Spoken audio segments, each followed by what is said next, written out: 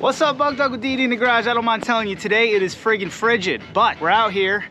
I got my spritz of the good stuff and my dedicated snar blower bag. We're gonna go back into tree row, see how many of them DOA units that Eric and I dragged back over the summer we can get started. My goal is to get 3 blowers running today. You think I can do it? We're focusing on the single stagers today. Let's get into her. Alrighty friends, our first stop is snowblower graveyard number 1. This is mostly the smaller dual stages. But I got a real nice old Toro over here that was apparently holding up that old bit of fence. Oh yeah, the Toro CCR 2000E. Doesn't give you a ton of info on what exactly that means. Oh yeah, she was purchased from the good guys. That's Mayberry's over there in Port Murray, New Jersey. She's got, listen, you hear it? Got compression and obviously not seized. Is there e-start on this? Oh yeah, even got electric start. So let's get this bad boy running. And even though she's old, this one will sell. Let's go over to snowblower graveyard number 2. See if we can't find a couple other, I think I got some Craftsman single stagers over there. Let's see if we can't dig them out. Some of y'all may remember this unit from a short that I did. We freed up the piston with a ball peen hammer. Oh brother, did that tick you guys off. The previous owner very clearly ran this without any oil. That's what all this sludge here is. You did not like that. Here's the long and the short of it. I wouldn't do that to a Tecumseh. Probably wouldn't even do it to a Briggs. But you give me one of those Chondas, the knockoff Hondas straight from the mainland Republic, just hit it with a hammer. So that looks like snowbank. Can confirm there's blowers in there. Let's see. This is a real old Craftsman. It's one of those ones with the side. Yeah, 3.5 Briggs, 20-inch cut. It's got the side belt right there. Anywho's it. There you go. There we go. A couple of these Craftsman single stagers. Compression. Uh-oh. Oh, that one's seized up tight, which means we're definitely gonna have to mess with her. Let's get that Toro inside, see if we can get her to bark, and we'll come back for this seized up Craftsman. About a 14-degree cold start on the old Echo PB25 here. What do you think? She's gonna dial or what? I think she'll dial. There we go.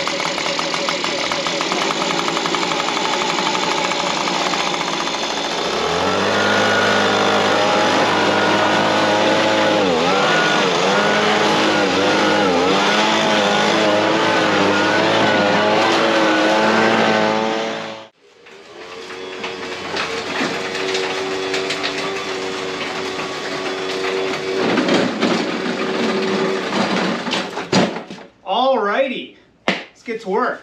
Y'all wanna know what my favorite thing about single stage snowblowers is? Oh, buddy buck, I'll tell you what. You can just get your paws on them and one guy can muscle around. Try doing that with your old 1970s Arians. Now, I'd like to hear this thing bark before we do anything else. So let's get down to the carburetor and confirm, are we dealing with a 2-stroke or a 4-stroke? I believe it should be a 2-stroke. Most of these single stagers have Tecumseh 5 horsepower 2-strokes in it, though this Toro's a little bigger than usual, so I'm not certain. But let's stop speculating. Let's get into her. Well, friends, I was gonna do the vitals before we got into her, but I can pretty much tell you it's a 2-stroke right now because there's no dipstick. There's no dipstick. So whenever you see these single stagers with this setup, they got the control panel on the back. They got a couple different designs, but that's gonna be a 2-stroke. And if you're in the market, those little 5 horsepower 2-strokes, they bolt into mini bikes 10 out of 10. It takes a little bit to get the sprockets down and pulleys, whatever you're gonna use. This is your sign to go make you a 5 horsepower 2-stroke mini bike. Sniff test. Oh, wait a minute. Oh yeah. Oh, oh, that's some high quality. 93. Oh, the good 2-stroke oil. Oh, this bad boy's gonna run just fine. Oh man, I could live in there. That ain't even old. Shoot, this unit may not even need me. I'm pretty sure behind this control panel is where the throat hole for the carb is gonna be. If this is, the type of blower I'm thinking it is. Because I'll be honest, I've never messed with one of these Toro CCRs before. I don't know what CCR means. Credence Clearwater Revival, obviously. But what does it mean in the world of snowblowers? Well, I just don't know. Let's see. If we wanted to, we could take the string off this handle to get that plate all the way out. I'm not going to bother with that. Let me see. Where's our carburetor? It's choke.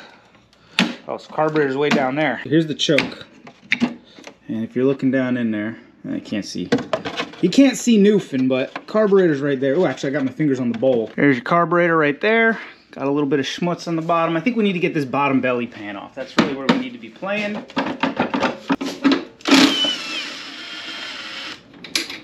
There we go, there's a one. I wonder if there's a nut on the other side that I just lost.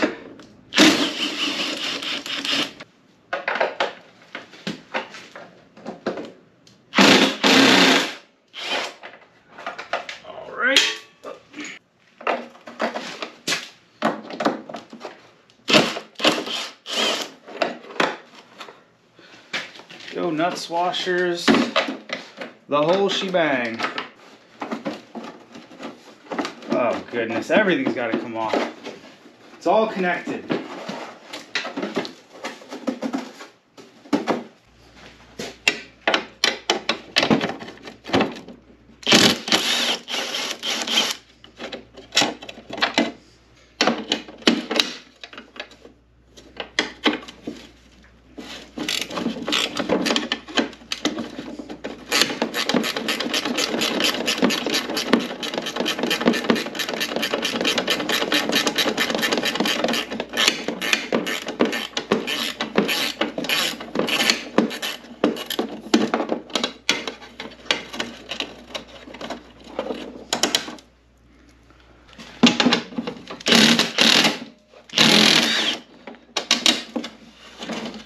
Alright, now you know this unit is older because metal chute, you just don't see that anymore.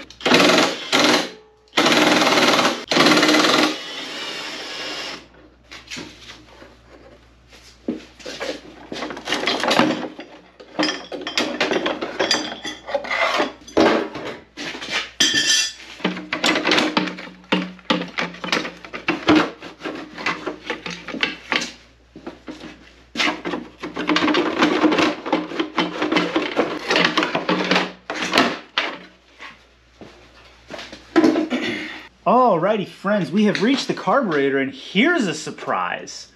It's a Mikuni. I'd have bet my left one it would be a Walbro or something. I've never seen a Mikuni, I don't think, unless it was unnamed. Either way, I'm not sure this is a Tecumseh and I just don't see any info that lets me know. She sure does look like a Tecumseh though, doesn't she? See this green goo leaking out of it? That's your two-stroke oil. What happens on these all the time is as the gasoline evaporates, it leaves behind this really gummy two-stroke residue. Christmas amateur hour residue. I find it tends to clog up these lines. But that one still feels pretty soft. Pull this little screw out and see what comes out of that carburetor. What do you say? Alrighty friends, assuming it's not too offensive what comes out of there, we're not going to suck a bunch of nastiness into the motor. We will throw some of the good stuff down the old throat hole and see if she wants to dial to life. That looks like some pretty good two-stroke coming out of there. Good gravy, how much did that line hold? Because that tank was empty. There's a lot of fuel in that line. Let's try to pop this bowl off, because obviously we're going to have to do that too.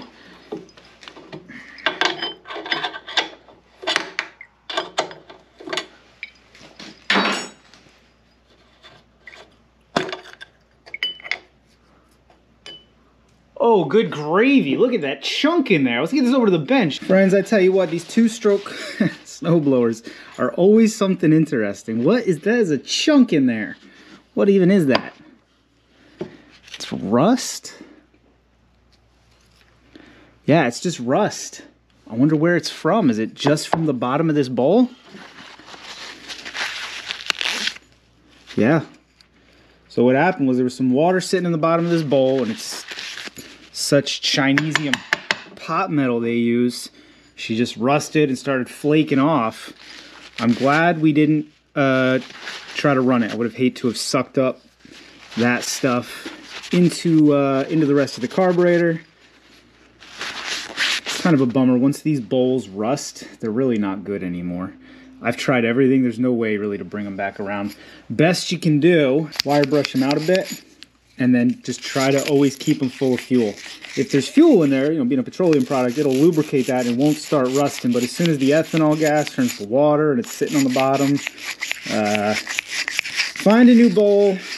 I have to buy a whole new carburetor. Throw a little fuel in there. Rinse her out some. It's far from good, but it's what we've got. Alrighty friends, little spritz down the old throat hole.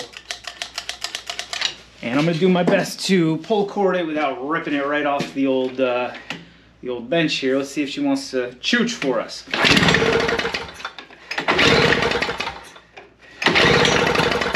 Ooh, that sounded like a cough, didn't it?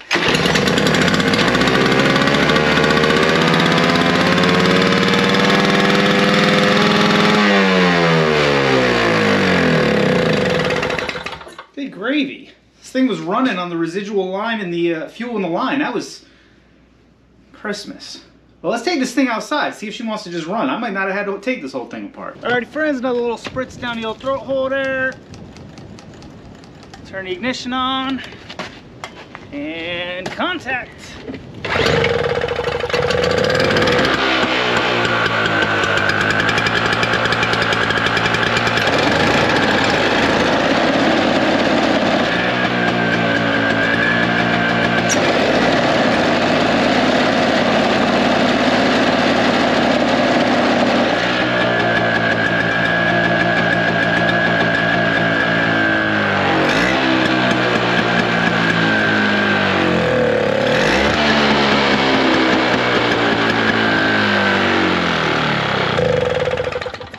Good gravy, friends. She's a runner. I smelled some burning rubber. We're eating up this oaf real bad. Let's get this thing inside. Let's get this clamshell bent out. Let's get her put back together, lubed up, and we'll see how she eats some snow. This is a win right here. For the 50th time, pick up that stuff you see on the side of the road. I've been at it for 10 minutes, and this thing's a runner.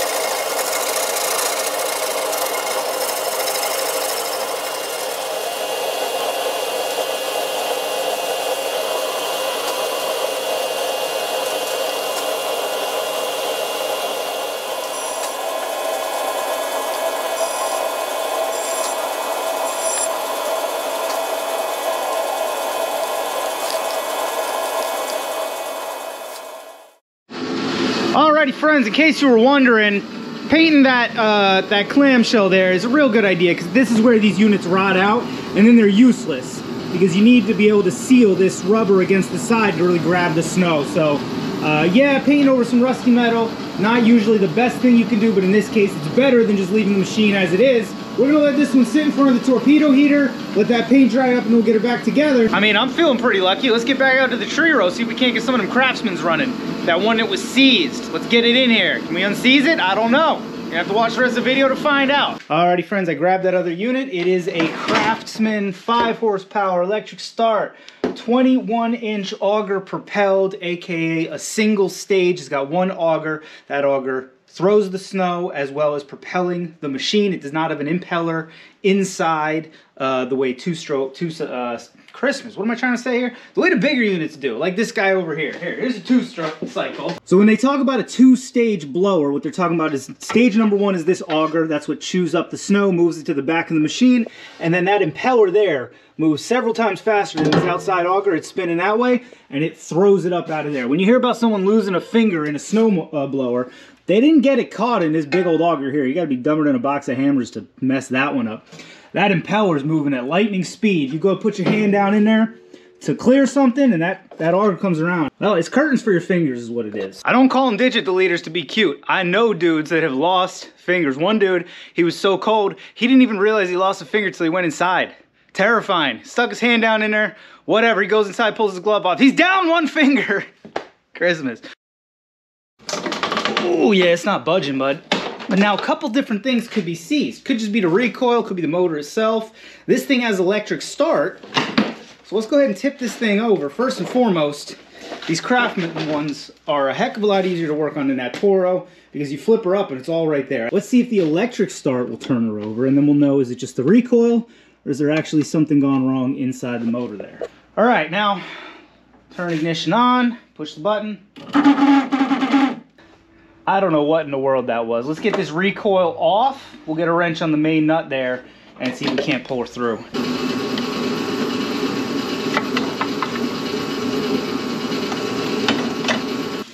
Ooh. I think it's just got water frozen in it, honestly. It sounds like slushy ice, doesn't it?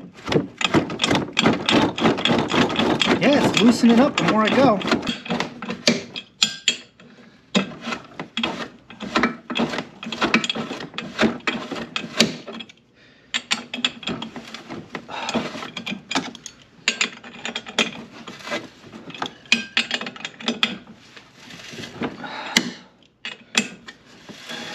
There we go. Oh, beautiful.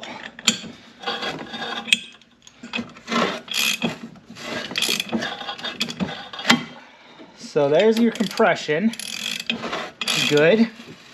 Ooh, it's a good amount of compression in there. Let's see what's inside this carburetor. I pushed this real quick a second ago and a bunch of real ugly water and disgusting fuel came out. So this one's not going to be a layup, which is okay. I ain't afraid of a little hard work, and I know y'all ain't either. Alrighty.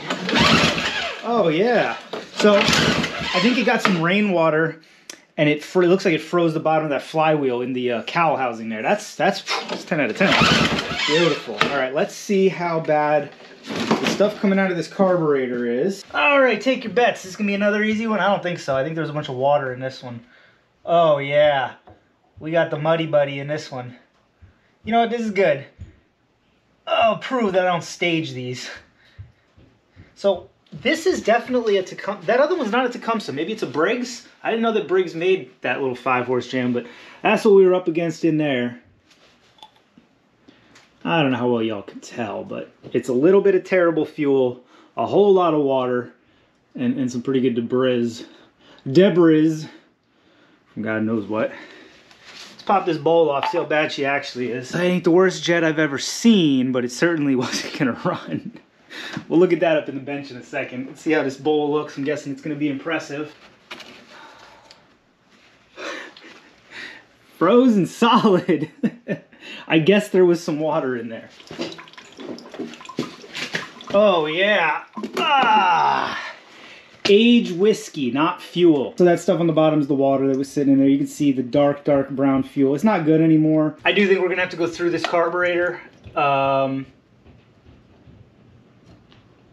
you see how crusty it's not moving on its own. This float should be moving. I mean, it's got a little bit of ice on it, but all right, let's give this thing the treatment. Alrighty, friends, we dumped the ice out of this carburetor bowl. You can see it's just a traditional Tecumseh carburetor bowl. It's nothing different from the 4-stroke ones. It's even got this little purge button, which whenever there was crusty, dusty stuff inside, you got to make sure it's going to seal again. That is a huge problem I have on these older Tecumseh carburetors. They just start getting to leaking, and there's really no good way to change that out. So your best bet is to make sure it's not leaking. I like to clean it up as best I can. A little more fuel in there, a little bit of fuel in there. And you can see she's holding pretty good. So let's take a look at the rest of the carburetor. Alrighty, friends, there she is. Not as bad as I was thinking inside. I think the biggest issue that was facing this carburetor was the fact that it was full of ice.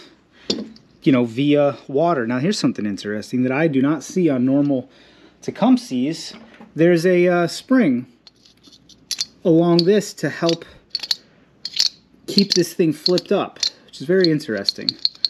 I assume the purpose there, you can see it's a spring that's on this rod, and then it's got an arm that comes up here to act on the float. I guess what that is designed to do is if the bottom's leaking out. No, that doesn't make any sense. I'm not 100% sure what the function of that spring is. I don't know that I've seen that on other, certainly not on 4-strokes, but even on other 2-strokes. I don't know if I've seen that. Let's work around it. We're going to try to reuse this bowl gasket.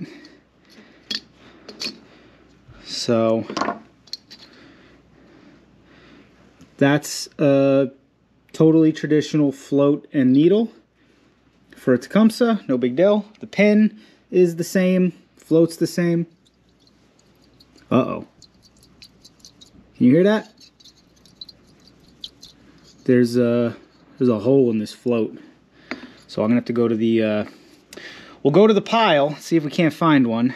This spring is just sort of sits there. This arm goes on the carb body, this goes on the float. I don't fully understand what its purpose is. Spray down the outside some. And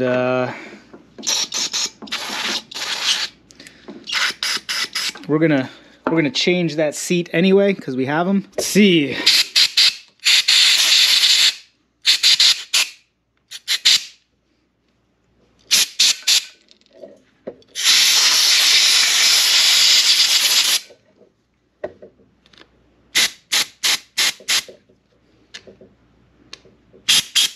Here, want to know how you get rid of a seat? Put it right here in the fuel inlet, your air, and you gotta seal it a little bit. Here, let's use this to seal some.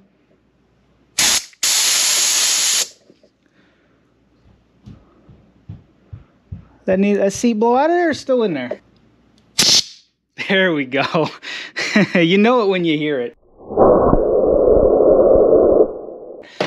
We'll grab a new one. There you go. If you got a mind to work on snow blowers, go ahead and pick you up 20 or 30 of these little seats. It will solve or prevent so much aggravation dealing with leaking carbs, leaking needles. The groove, see that groove? She always go down.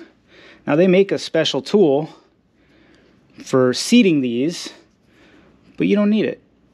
I own it somewhere. I lost it. I don't know where it is now. You don't need it though. Make sure the groove's in there, right? Get her like that. See how that's all ready to go? She's ready to push down. Take something that just barely fits in the hole. I got this about a 5 mil Allen. And then boop. You can even tappity tap if you have to. There you go. She's seated. All the way down there. Perfect. Drill bit works too. Probably works better because it's round, but there you go. That's that sorted. Now, this needle is just fine. It's perfect. Rod, just fine. Clean the water off it. But we decided this guy, no bueno, right? Let's see what we have.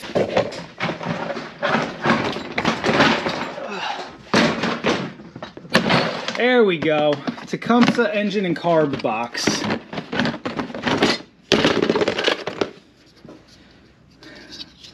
Now, would I have put this in there without checking if it leaked or not? I just want to say that I wouldn't have done that, but I have no idea. So we're gonna, I mean, they're all the same. I'll show you. Right? Same exact thing. All we're gonna have to do is put it all together and maybe adjust this tab that adjusts your float height. Additionally, we're gonna spray her down because she's got a little bit of corrosion and stuff on her. Spray that one down. Make sure there's nothing that's going to contaminate our fuel. So we got a new seat in there. Let's put our needle together. I'm not even going to mess with that spring at first because I want to get the float height right first. So let's just put it together the way we would normally without the spring. I'll bet the spring's not totally necessary. I don't know. Why would I say that out loud? I have no idea. And now you get it. You get to looking at her even and level. And what you're looking for is that it's the same, it's sitting parallel with this, the base of the carburetor. And I don't know if you can tell on the video because of the hangulations and whatnot, but she's dipped down a little bit. So what we need to do is take it back apart.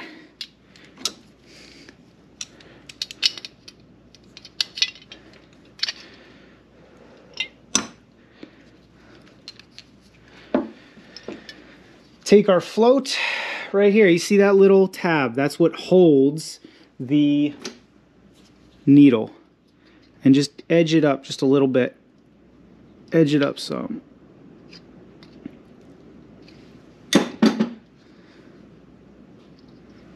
Oop. Now we'll put it all back together. And again, I just want to get it right before we put that spring in. Here we go. Sitting even now. Alrighty friends, let's see now. So what you got to get done all at the same time, I guess we can put that bowl gasket over there. So you got to get the needle in there, keep it attached to the float, then get this guy darn close. See if you can't line the whole shebang up.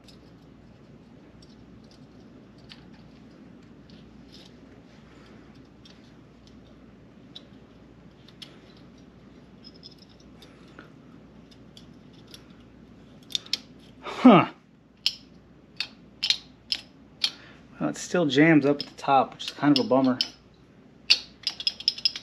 Alright friends, got this carb all back together. I cleaned that main jet off camera. Slam this guy back on, but I think we're good to go. Thing's gonna run. What do you think? I think it's gonna run. See if that'll make it do anything. Let's see if she'll pop. That kind of sounded like popping, didn't it? No, maybe not.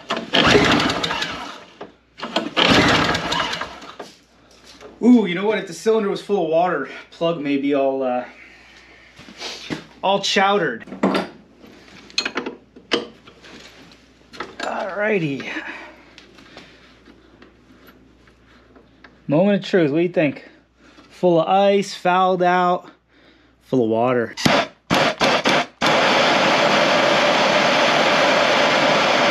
I don't know if you can hear that crackling, that's all the water burning off.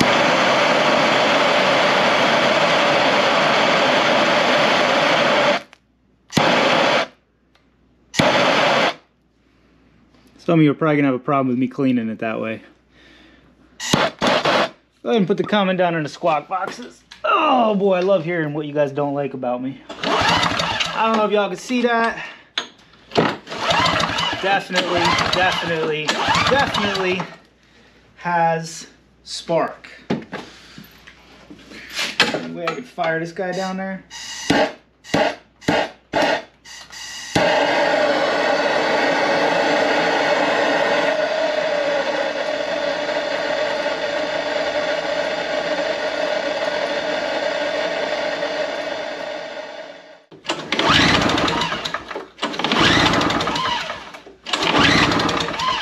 Alright, here's an idea. Let's pull that plug back out and I'm just going to wing her over 30, 40, 80 times. Yep. Immediately covered in water again.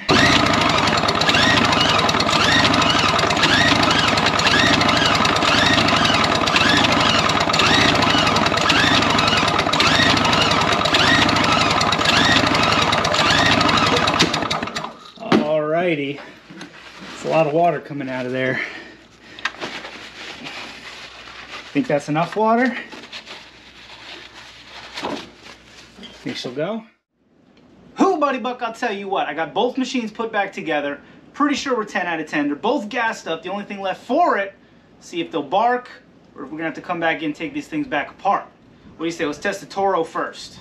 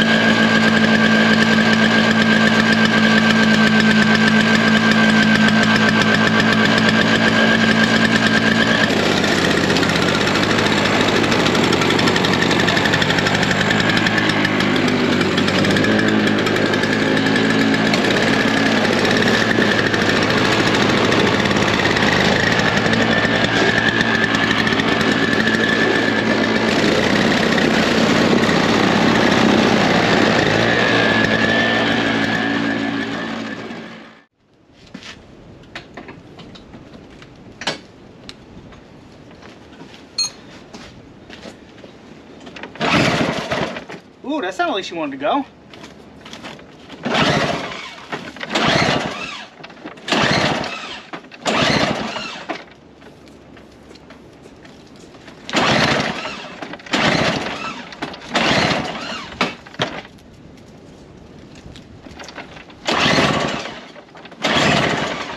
Huh.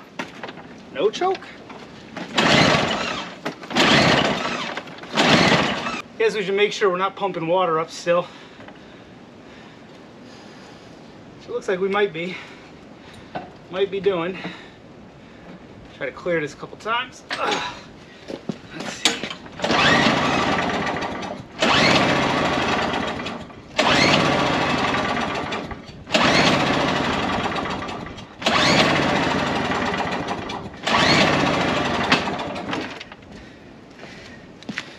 This is what's coming out of there.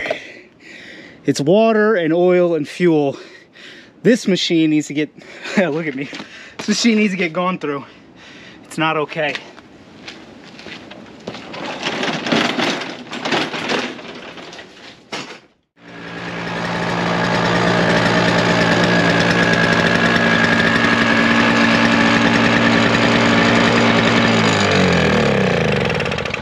Buddy Buck, you will have to excuse me for the poor lighting, but this one got away from me. I got her running pretty good. Told Eric he could go ahead and throw her up for sale, and I'll be dipped if somebody didn't bite on her. I couldn't get her to run right, and then I remembered, oh, this darn carb is adjustable. So I got her running again, started messing with this. It's only got the one jet because it's really got no idle speed. It's kind of always got her in the catch up there. Anyway, point is, if your carb is adjustable and it's not running right, well, friggin' adjust it. Should go without saying. She's running 10 out of 10 now, though. Long and the short of it is, these are some beastly units. The Briggs & Stratton 2-stroke 5-horse is, it's rare that I say this, but I think it's better than the Tecumseh one. I was talking to somebody today who was asking, does it have a normal mounting pattern? It doesn't. It still mounts, you know, on the side there. But it has an adjustable carb. It's got a Mikuni carb.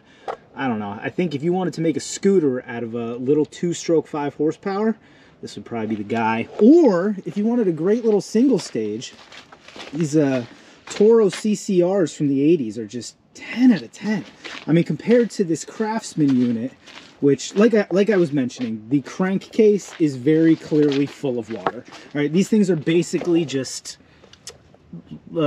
string trimmer motors, big string trimmer motors. So if you remember that video I did where the string trimmer was all full of water, this is the same thing. We're gonna have to pull this thing out, dry it out, because if you don't know, on a 2-stroke, intake air comes through the crankcase down there.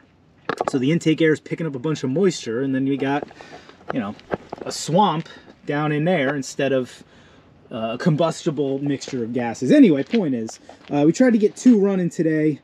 Or, you know, in this video. It didn't really happen, though, but I'd love to know what you think about this little guy right here. We'll get back to this one. If you want to see this guy, yeah, leave me a comment or not, but I guarantee I'm going to get into her.